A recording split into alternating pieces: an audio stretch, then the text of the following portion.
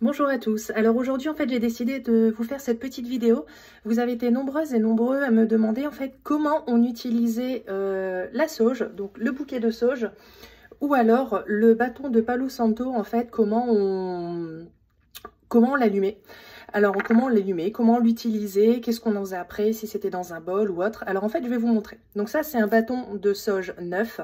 Alors les premières fois que vous allez l'allumer, surtout la première fois, il va être un petit peu plus long. Donc moi je vous conseille de vous munir d'un briquet parce qu'au niveau de l'allumette, eh ben, ça va pas fonctionner. Donc tout simplement, vous l'allumez ici comme un bâton d'encens. Donc vous voyez il commence à fumer et vous pouvez y aller généreusement. Voilà, moi j'y vais dans un premier temps pour bien l'allumer. Donc ici, voilà, on voit qu'il y a des côtés qui commencent à être incandescents, pardon. Hop, et on y va de bon cœur. Voilà, et après, on secoue pour éteindre. Et voilà, en fait, c'est avec la fumée de la sauge où en fait, on va faire les fumigations. Donc après, moi, ce que je fais, c'est, je le passe, alors je vais vous montrer. Je le passe ici au niveau de mes pierres, un petit peu partout. Voilà, dans l'espace où je souhaite. Voilà, donc je vous montre un petit peu vite fait là en vidéo, c'est pas toujours évident.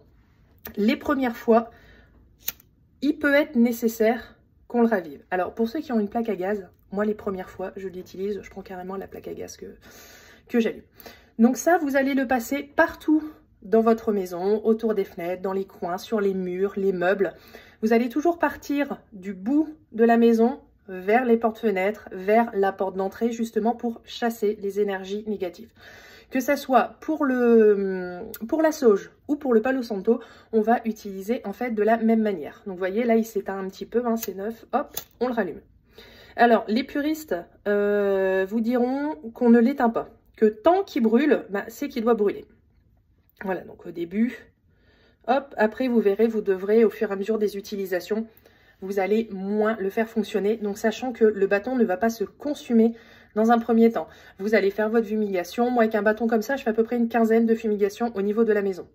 Une fois que vous avez fini de passer dans toute votre maison, donc vous pouvez également y mettre des intentions, vous sentir bien, vous sentir apaisé, voilà. Vous pouvez également, il y en a, ils le font en récitant des mantras, ça c'est tout à fait possible.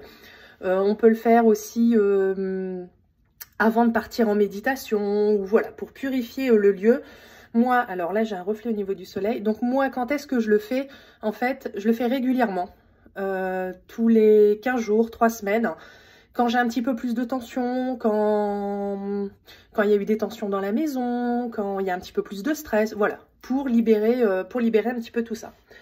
Si mon bâton brûle encore, une fois que j'ai fini toute ma maison, moi ce que je fais, c'est que je le mets dans un verre ou dans une tasse à café, je le pose sur le meuble et je le laisse terminer de se consumer tout seul. Au niveau de la sauge, on va avoir une odeur un petit peu plus d'herbe de Provence, une odeur un petit peu plus estivale. Moi, ça me fait vraiment penser au barbecue, aux herbes de Provence. Je le décline toujours comme ça.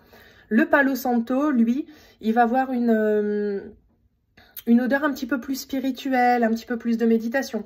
Donc l'un et l'autre sont aussi efficaces. Quand on parle d'énergie négative, quand on sent des présences, on part également plus sur le Palo Santo, mais la sauge, elle est très très bien aussi pour ces façons-là. Moi, qu'est-ce qui me fait choisir le Palo Santo ou la sauge? C'est simplement mon humeur du jour, l'odeur que j'ai envie de ressentir. Donc le Palo Santo, pareil, vous allez le tenir à l'extrémité et tout comme la sauge, voilà, vous allez le passer dans la flamme. Donc vous allez voir qu'il va noircir, pardon. Hop, voilà, vous pouvez y aller généreusement. Et après, on le secoue pour éteindre la flamme. Et là, ça fait comme le bâton d'encens. Et pareil, donc la sauge, le Palo Santo, pardon. Donc vous voyez ici, il ne s'est pas trop allumé, il ne s'est pas trop consumé. Donc on va redonner un petit coup de flamme. Au début, les premières fois, c'est toujours un petit peu plus long, un petit peu plus dur. Mais au fil des utilisations, pardon, il s'allume beaucoup mieux. Hop, voilà, s'il faut, on souffle dessus. Et entre-temps, voilà, pour le raviver, on peut souffler dessus. Donc pareil, le Palo Santo, je vais le passer au niveau de mes pierres, au niveau des endroits que je souhaite purifier. Je peux le passer dans toute la maison, donc toujours pareil, du bout de la maison vers la porte d'entrée. On dit toujours également qu'après avoir fait une purification, que ce soit la sauge ou au Palo Santo, on va aérer la pièce justement pour chasser tout ça vers l'extérieur. Donc voilà, si vous avez encore la moindre question sur le Palo Santo, sur la sauge, eh ben n'hésitez pas. Et pareil, le temps qui se consume, je le remets dans la petite tasse. Voilà. Si vous avez encore la moindre question, eh ben vous n'hésitez pas, vous pouvez encore me contacter. Je vous souhaite une bonne journée à tous. Et puis de temps en temps, je ferai des petites vidéos comme ça. Voilà, bonne journée à vous.